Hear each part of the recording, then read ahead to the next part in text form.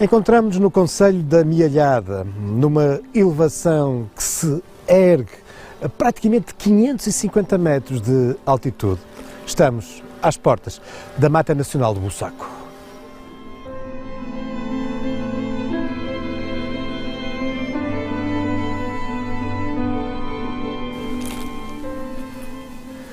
Devido às características da sua localização, esta elevação apresenta também um microclima muito próprio, aliás, que confere à Mata do Bussaco uma rica biodiversidade. Estamos, por isso, perante um espaço de uma enorme riqueza natural, mas não só, também do ponto de vista histórico e patrimonial.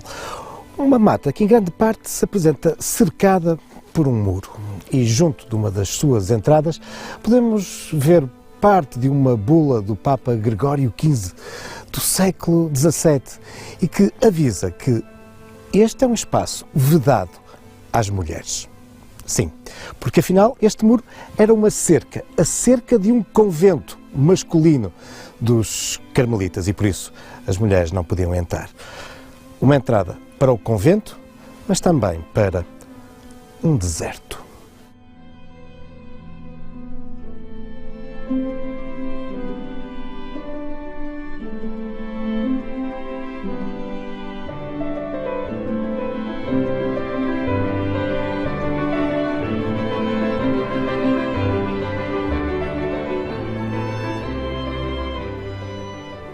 Sim, um deserto. Mas importa esclarecer que nesse século XVII, por deserto, entendia-se um espaço desabitado. E por isso tanto podiam ser os quentes areais do norte da África, como as gélidas e cerradas florestas da Europa ou as suas altas montanhas. Mas deserto era também para os carmelitas um espaço que, por ser ermo, afastado dos homens, aí poderiam desenvolver uma vida eremítica, uma vida de isolamento, de penitência e de reflexão. E é exatamente isso que eles encontram aqui nesta elevação, que já no século X e no século XI, antes ainda de Portugal surgir como um reino independente, já era designado por este topónimo, por este nome, o Bussaco. É aqui que eles encontram com efeito as condições para desenvolverem um convento.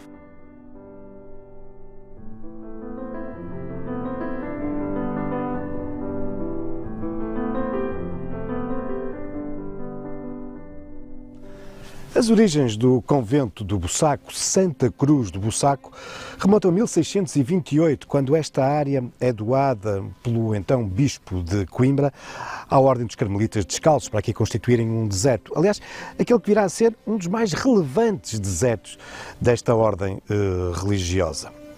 No entanto, apesar de um deserto, há, obviamente, estruturas de apoio aos frades. As suas celas, refeitório, dormitório e uma igreja. Uma igreja que será concluída 11 anos depois, em 1639, e será consagrada a Santa Cruz. No convento, alguns frades viverão de um modo permanente. Outros membros da ordem vêm apenas aqui, contudo, de um modo pontual, quando desejam isolar-se do mundo, viver num deserto, uma vida de oração, de reflexão, mas também de penitência e de pobreza. Uma pobreza que é sublinhada pelas próprias características decorativas da igreja e de outras estruturas do convento, como é o caso das capelas ou das fontes, socorrendo-se de um elemento algo pobre, o embrechado, estas pequenas pedras de basalto, de quartzo e também da cortiça. De facto, elementos pobres, se compararmos com a mármore ou com as grandes placas de granito que são utilizadas na construção de outras igrejas e de conventos. Aqui, a própria decoração nos evoca e sublinha este ambiente de pobreza que se deseja para o deserto.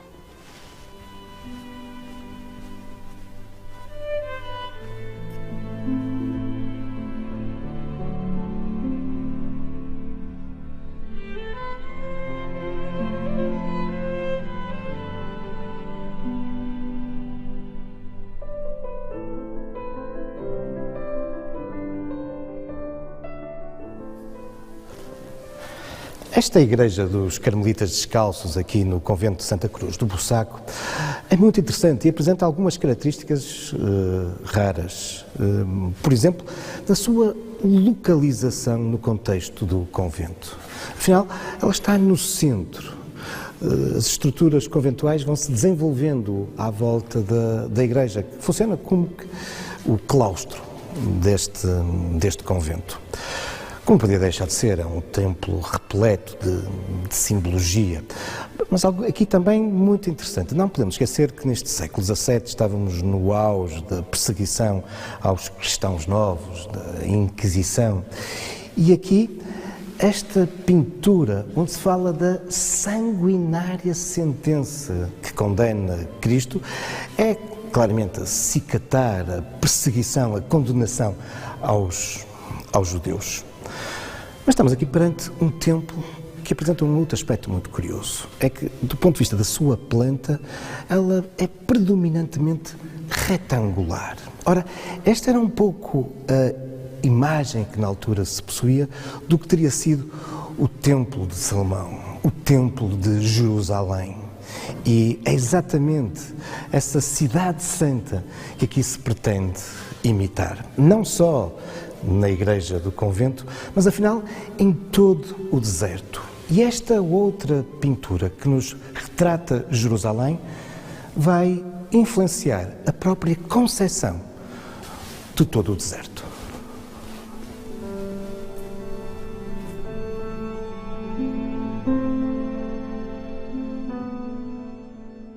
Este recriar de Jerusalém aqui no Bussaco, esta imitação da cidade santa, uma imitação necessariamente simbólica, é reforçada pouco depois, em 1644, quando, por iniciativa do reitor da Universidade de Coimbra, Manuel Saldanha, aqui surge uma Via Crucis, isto é, um itinerário que pretende evocar os últimos momentos e o sacrifício de Cristo.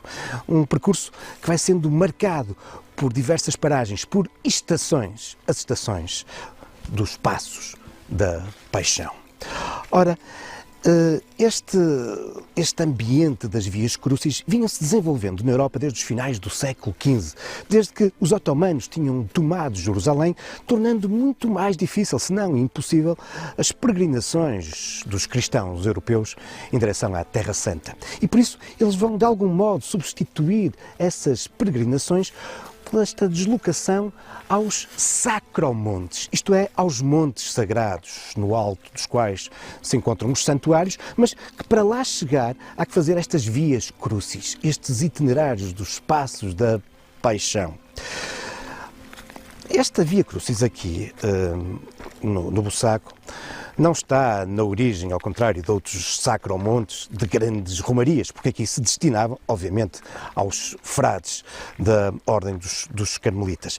Mas é uma Via Crucis que virá a ser ainda mais reforçada nesta sua semelhança a Jerusalém no final desse século, em 1695, quando o bispo de Coimbra, João de Melo, aqui manda substituir os lugares onde até aí se encontravam os passos da paixão, assinalados por grandes cruzes em pau-brasil, as irá mandar substituir por capelas. Capelas no interior das quais podemos observar um conjunto de imagens que recriam exatamente essas cenas. Bom, tudo isto tem muito a ver com o ambiente cenográfico que caracteriza então a arte e a cultura europeia. Estamos no auge do Barroco. Por outro lado, João de Melo, o bispo de Coimbra, procura aqui imitar ainda mais a Via Crucis original de Jerusalém e por isso ele faz questão que o espaço entre cada uma das paragens, entre cada uma das estações, respeite a mesma distância que existe em Jerusalém. Só que o espaço no Bussaco é muito mais restrito e por isso acabará por ter que fazer ou desenvolver aqui um itinerário muito, muito sinuoso.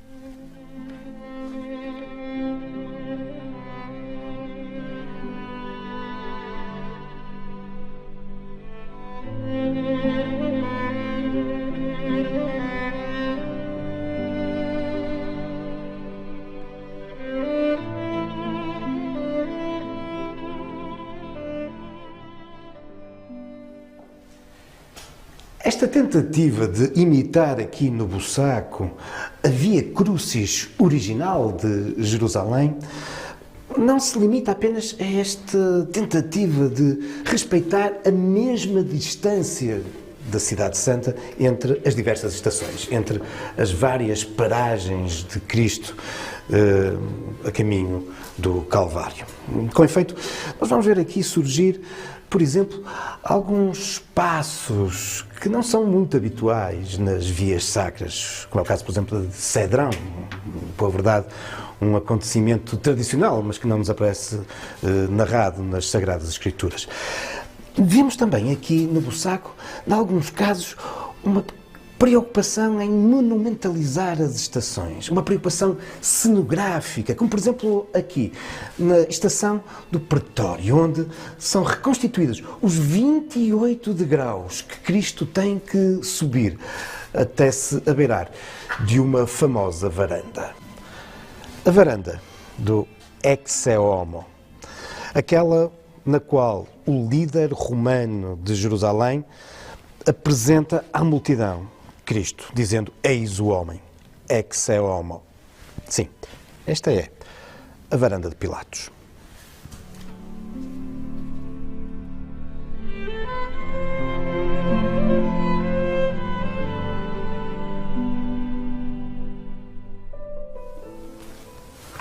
Além das capelas da Via Crucis, aqui na Mata do Bussaco, podemos observar um conjunto de outras capelas que têm a particularidade de, em grande parte, serem de evocação a santos ermitas. O que não é de estranhar, não nos podemos esquecer que estamos, afinal, perante um antigo convento dos carmelitas assumido como um deserto, um local de afastado do mundo, um local de reflexão, de oração e penitência, e onde os anacoretas, esses ermitas, eram uma referência, como é o caso de Santo Antão ou de Santo Elias, aqui com as suas capelas. Santo Elias, que é um santo de particular importância para a ordem dos carmelitas.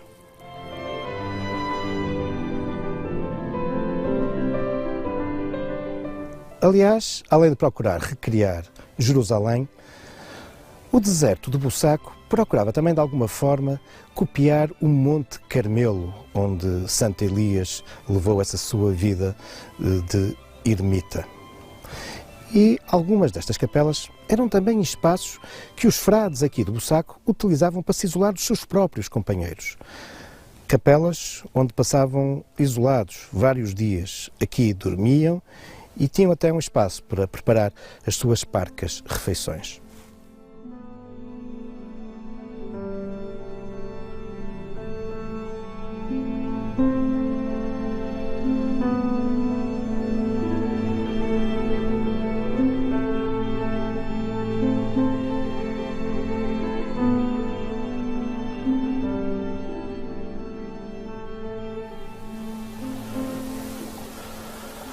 Além do convento, do numeroso número de capelas ermíticas, umas, outras ligadas à Via Crucis, aos Passos da Paixão, o deserto dos carmelitas, hoje a Mata Nacional do Bussaco, apresenta também um grande conjunto de outras interessantes estruturas arquitetónicas, como é o caso das fontes e dos lagos. Ora, a água presente nos lagos e nas fontes tem, obviamente, aqui um importante papel simbólico, a água enquanto elemento purificador. Mas, ao longo dos séculos, esta água teve também um outro papel importantíssimo neste espaço. Afinal, é um dos elementos vitais para a fertilidade destes terrenos e que permitiu o desenvolvimento desta luxuriante mata. Em 1643, o Papa Urbano VIII ameaçava de excomunhão quem cortasse árvores ou apanhasse lenha no Bussaco. Mas os próprios monges era-lhes vedado cortar árvores e, pelo contrário, eles eram obrigados todos os anos a plantar novas árvores. De início, eles vão, obviamente, herdar a cobertura vegetal, natural, autóctone que aqui existia e que ainda hoje nos chegam alguns elementos, alguns exemplares, nomeadamente de carvalhos e loureiros. Mas são eles que vão ser depois responsáveis pela plantação de um grande conjunto de árvores exóticas, desde logo aquela que se tornou, enfim, uma espécie emblemática do Bussaco, o cedro.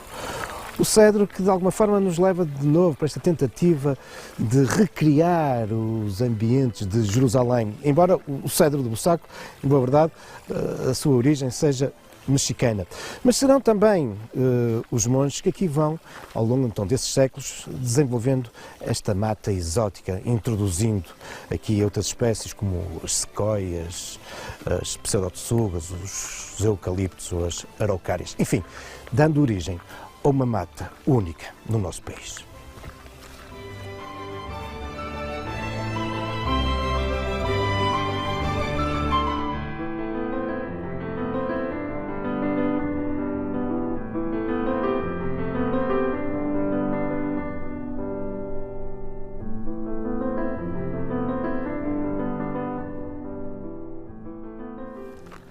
Após o triunfo do regime liberal no nosso país e da consequente lei da extinção das ordens religiosas em 1834, os carmelitas abandonam o Bussaco, o seu antigo convento, o seu deserto, a mata, passam para a propriedade do Estado.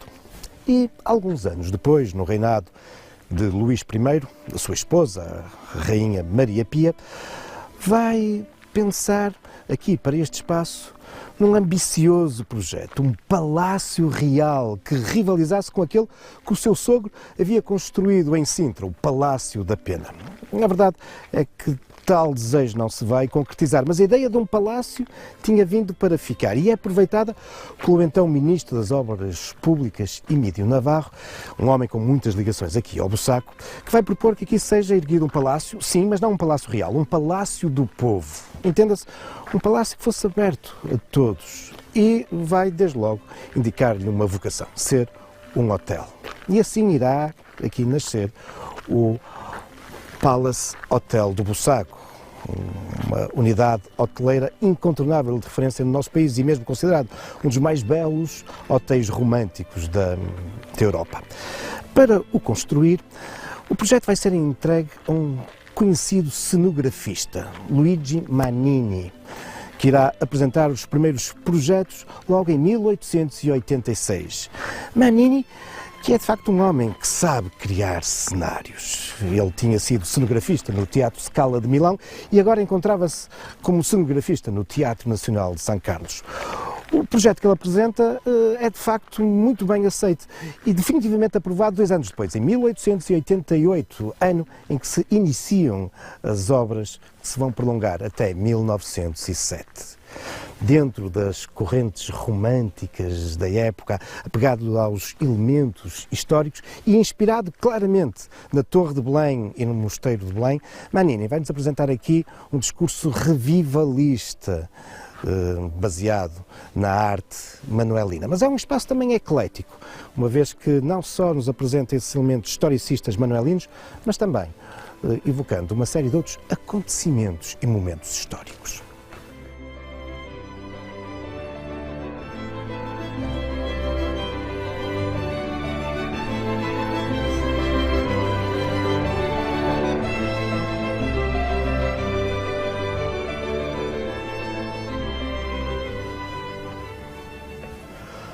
Os revivalismos e as abordagens historicistas são também evidentes no interior do palácio, não só neste neo-manuelino que domina a arquitetura do imóvel, mas também, por exemplo, nestes extensos painéis de azulejos que nos evocam outras épocas, nomeadamente da Idade Média ou dos descobrimentos. Não se tratam, no entanto, de uma intervenção de Mannini. Com efeito, o cenografista é auxiliado por um grande conjunto de artistas e de arquitetos, nomeadamente, entre estes últimos, de um outro italiano, Nicola Bigaglia, que tinha vindo operar no nosso país, era responsável por uma série de imóveis e palácios que vinham sendo premiados.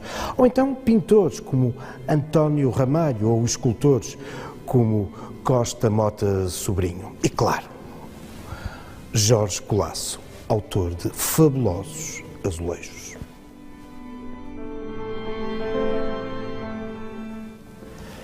Embora as temáticas dominantes na obra de Jorge Colasso sejam temas históricos ligados à Idade Média e à expansão marítima, aqui no Palácio de Bussaco ele irá abordar uma outra, mas que é incontornável quando falamos desta região, ou seja, a Batalha do Bussaco, que aqui teve lugar em setembro de 1810 entre as tropas anglo-lusas e as de Napoleão.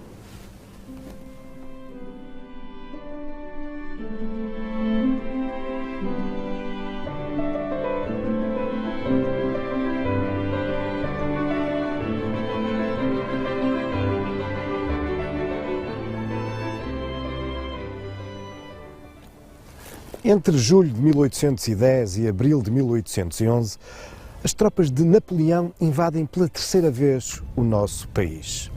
Desta feita, sob o comando daquele que foi um dos principais marechais de Napoleão, André Massena.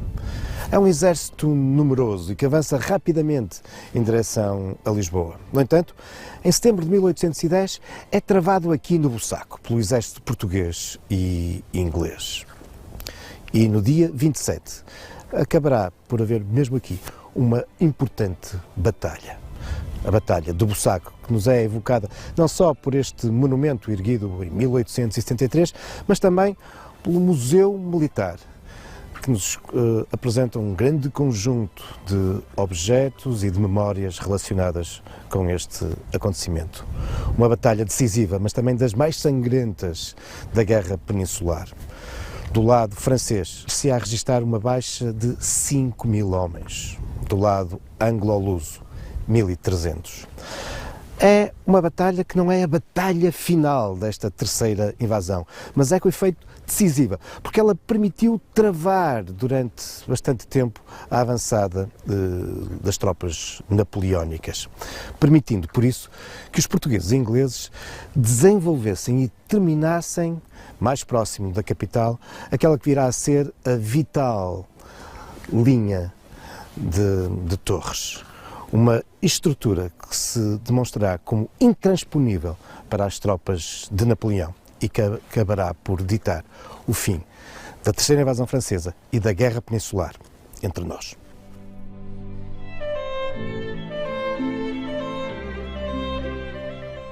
Bem no topo da Serra do Bussaco ergue-se a Cruz Alta. É verdade que ao longo da Via Crucis, a antepenúltima capela era já dedicada ao Calvário. Depois dessa capela, temos uma dedicada à descida da cruz e uma outra ao sepulcro. Mas, de algum modo, concluindo esse percurso pelas capelas da Paixão, aqui, a Cruz Alta evoca-nos de novo o Calvário. Esta cruz gigantesca que vem reforçar estarmos num sacromonte, num monte sagrado. Daqui temos também um amplo domínio visual sobre toda a região, mas também sobre os mais de 100 hectares que constituem a Mata Nacional do Bussaco, que com as suas mais de 250 espécies de árvores se constitui como uma das mais ricas coleções deste tipo em toda a Península Ibérica e mesmo na Europa. Mas a importância natural é também reforçada pelas mais de 150 espécies de vertebrados. Isto, obviamente, para já não falar da importância histórica e patrimonial. Um espaço que muito recentemente, em 2013, foi vítima de um ciclone que destruiu uma parte destas árvores seculares e também algumas capelas.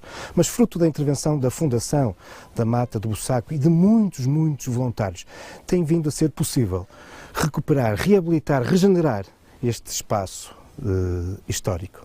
Isto é importante sublinhar, porque é desta entrega da comunidade que também se faz história e património. É assim também que se criam novos factos, também novas lendas, futuros caminhos da história.